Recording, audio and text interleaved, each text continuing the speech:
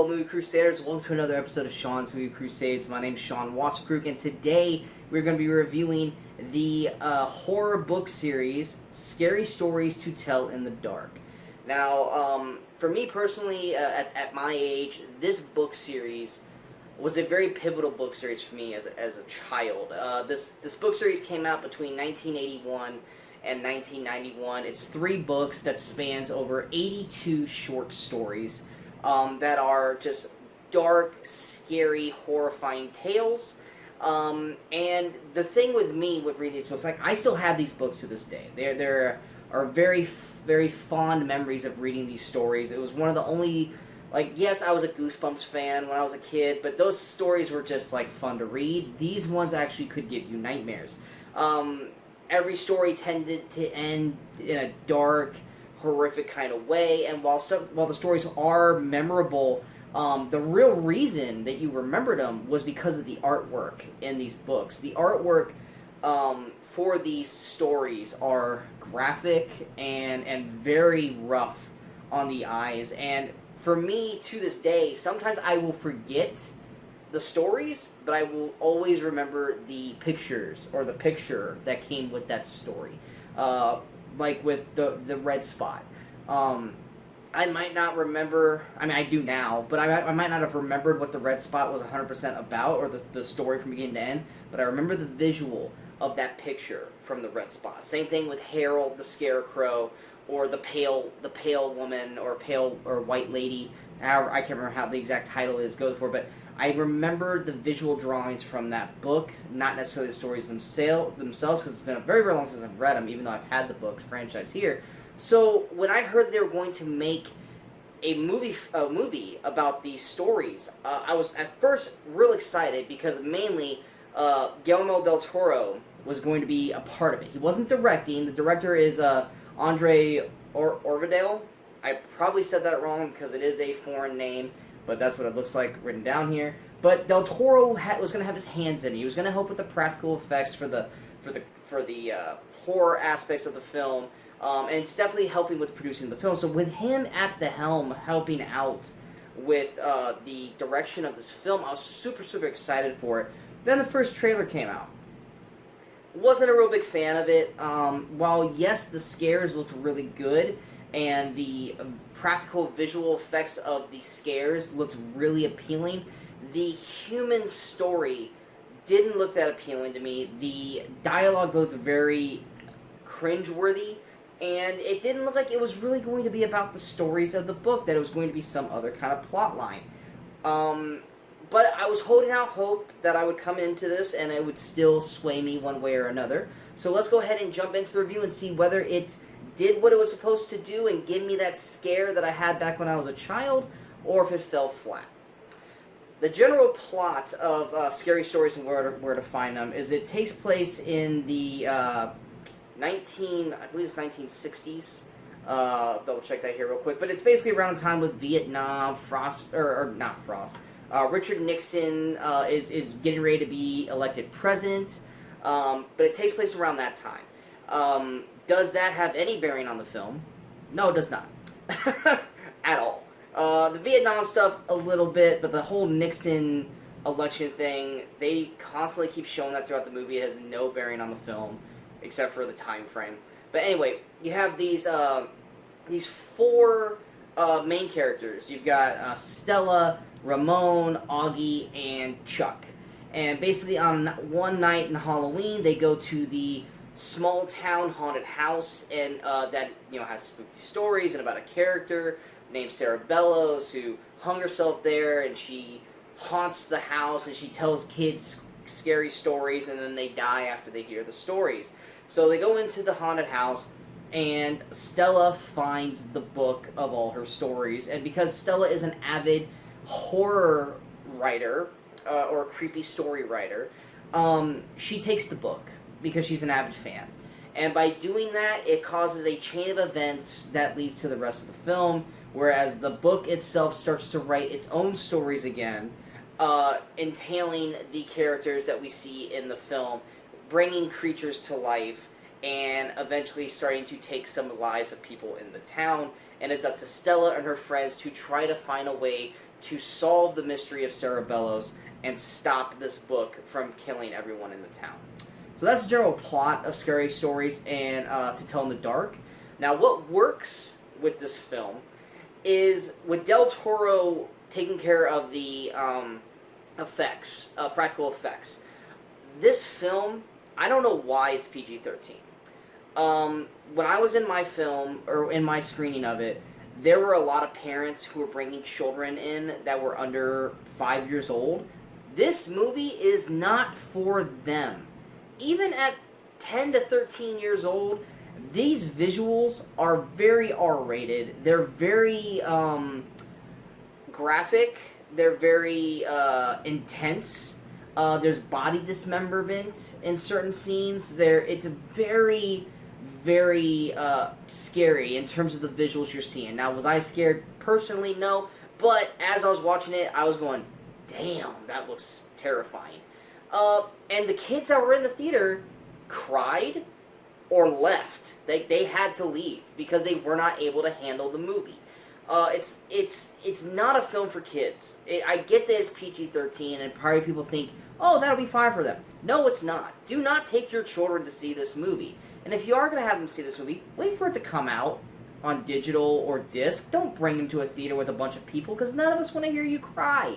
If you can't handle it, don't take them to see that movie. Go see Toy Story 4, or I'm blanking on the name, the dog racing movie that came out, or Dora the Explorer. Don't take them to see Scary Stories to Tell in the Dark, especially if they're 5 years old. That's a parental issue right there. But anyway, the visuals, fantastic throughout this whole film. Whether it's Harold the Scarecrow, the Pale White Lady, all I'm going to say is the Red Room is a highlight of this film, especially when it comes to horror. And then there's a I'm blanking on the character name, but he's the dismemberment. I'm gonna call him the dismemberment man. All of them look fantastic and definitely bring a terrifying view to anyone who's watching the film overall. And it's one of those where it's like, will it scare you? Maybe, maybe not. But you will definitely understand and respect the detail that Del Toro and overall bring to the film. Because the scares are there, it may not scare you, but it's definitely going to terrify you in a sense of making you feel uneasy. It's not going to be one of those like a Halloween or Friday the 13th where you can watch the horror and be like, oh yeah, okay, it's a murderer. No, these visuals are very, very rough on the eyes in a good way. And it's supposed to make you feel uneasy seeing this stuff. It's not, like, it's very cool visuals, it looks fantastic, but it's supposed to make you feel uneasy while watching it. It definitely does that in a very, very good job. So that is definitely the highlight. When we actually get to the horror aspects of the film, I do think it works very well. I like I said, the visuals and the actual stories from the book, when they come into play, are done beautifully. And I really, really enjoyed them for the most part. So definitely a huge highlight. So people who are fans of the book series, when we get the actual books stories, you're in for a treat for the most part. Some stories aren't as fleshed out or as good as other ones, but you're still going to enjoy them for the most part. That's basically it on what works for the film overall. Now, what does not work for the film, this one's going to get a little lengthy. Not because there's a lot wrong, it's just that I have personal opinions on how I think they should have done this film, or at least this book series, that they did not do in this film. But the main problem for me overall is the plot. This book franchise does not have to have a made-up plot for this to work. I personally think that they should have done this one of two ways. One, this could have been a phenomenal anthology series on like a Netflix or HBO, like with Black Mirror, Tales from the Crypt, Twilight Zone, where each story, because there's 82 of them, each story is an episode, whether it be a half hour to an hour long, or even shorter. And with the money back in it, they could have been a phenomenal series of each episode being a story from the books. And that would have, I think, would have been the best option for this franchise. I think it really would have helped, and it would have made it more classic and memorable, and probably got a lot more eyes on it. The other option I would have liked is if they were going to do a movie, do it kind of like how the movie Trick or Treat was, where it's just a bunch of random stories just kind of happening, and we're just watching them and enjoying them. Or you could have gone the kind of the Are You Afraid of the Dark route, where the story literally is a bunch of people around a campfire, or a slumber party, or whatever, what have you, telling these stories, and then we just go into the stories as they're being told. You don't have to have the main character, human characters, have to solve a mystery, which is what ultimately fails, because, I'm sorry, the plot line of this film, outside of the actual stories from the book, I've seen this plot line 100 times. Hell, Supernatural has done this plot line at least 10 times. I've seen Sam and Dean Winchester handle this situation at least once a season since it's been together, and that's been going on for 15 years.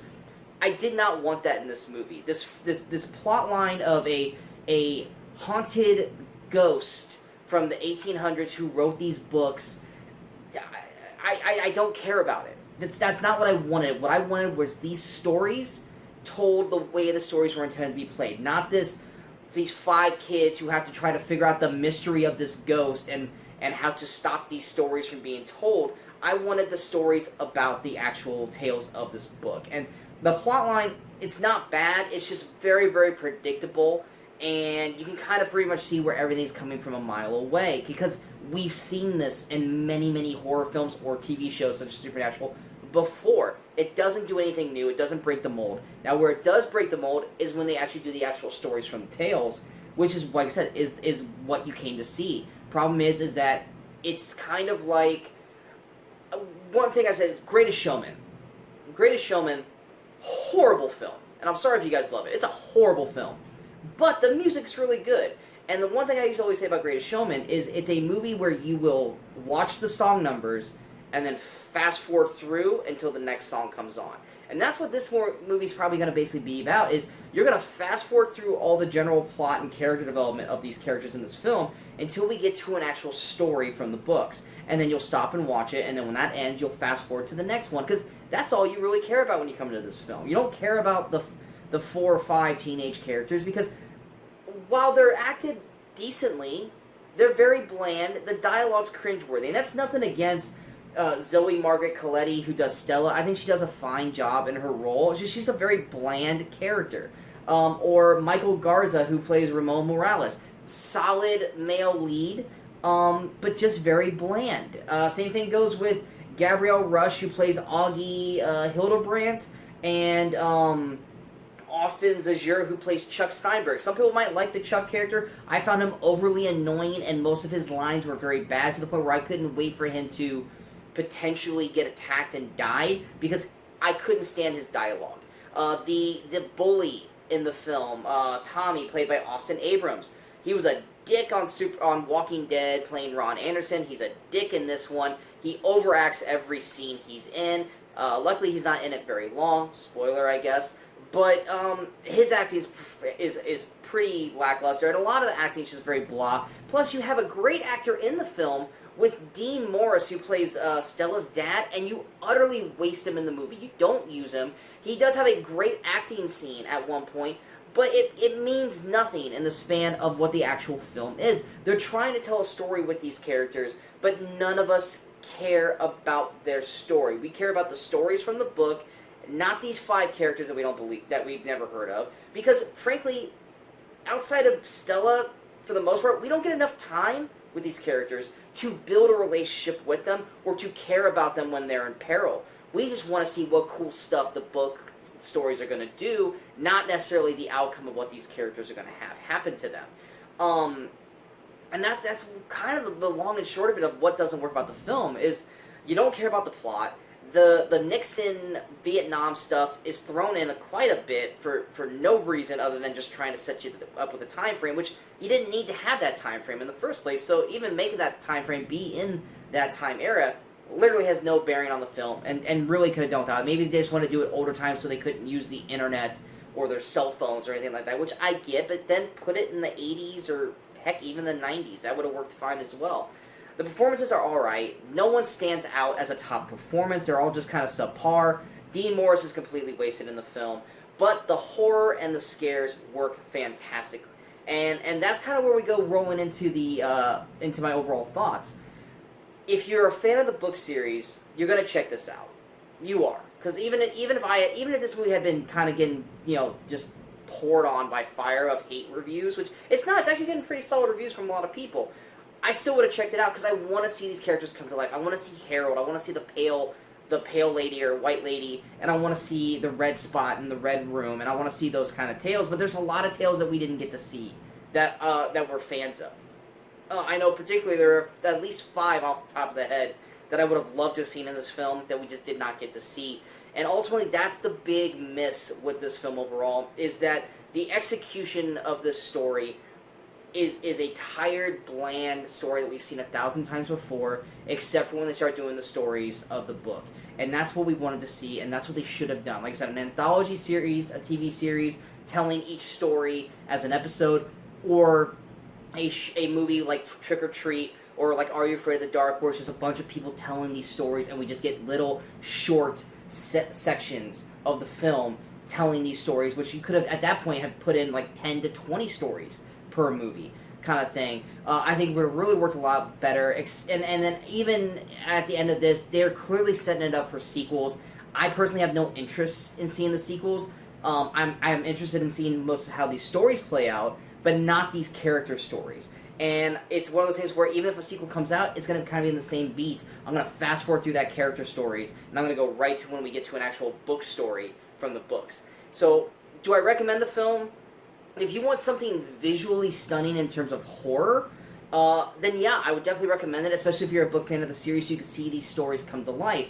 As a horror movie, it's no worse than some of the horror films you saw in the 90s or the early 2000s, but the problem is that a lot of the tropes that doesn't work anymore, because we don't see them in horror films anymore, are in this film, which can kind of be annoying or just kind of roll your eyes at them kind of thing, because you can predict everything that happens. Horror films have become a lot stronger over the last few years, with better character development and just better scares overall. And this movie, while it does have the scares and the terrifying visuals, the story and the characters around it are ultimately flat and do not work overall. So, in terms of recommendation, if you want to go see some cool visuals on the stories from the book, I highly recommend it. If you're looking for an all-around great horror film, this does not hit the mark for you. So bear your expectations going into this film if you're expecting a full movie-going experience. And once again, if you have children, I probably wouldn't recommend taking them to it unless they can either A, handle this kind of horror, or B, are able to watch a movie without crying and screaming. So that's my review for Scary Stories to Tell in the Dark. So obviously, this does not fall in my top 10 of 2019 so far. So the list is going to stay the same, with Toy Story 4 at the number 1 spot, Avengers Endgame at the number 2 spot, Rocketman at number 3, Spider-Man Far From Home at number 4, Booksmart at number 5, with Us coming in at number 6, John Wick Chapter 3 Parabellum at number 7, Once Upon a Time in Hollywood at number 8, with Midsummer at 9, and Disney's The Lion King at number 10, with Long Shot just outside of the top 10. I hope you guys enjoyed this review, and if you guys did, go ahead and hit that like button, and if you guys feel like this review is worth sharing, go ahead and hit that share button, but most importantly, don't forget to hit that subscribe button on the channel so that you guys stay up to date with all the latest videos that pop up on Sean's Movie Crusades on YouTube, and also don't forget to follow us on all the social media outlets you see below. Next week, we've got Good Boys, which I'm actually kind of excited for because I think it looks pretty funny. I don't know if I'll be able to see it on Thursday night like I normally do, but the review will be out at some point next week for you guys. Other than that, until next time, in case I don't see you, good morning, good afternoon, and good night, Movie Crusaders.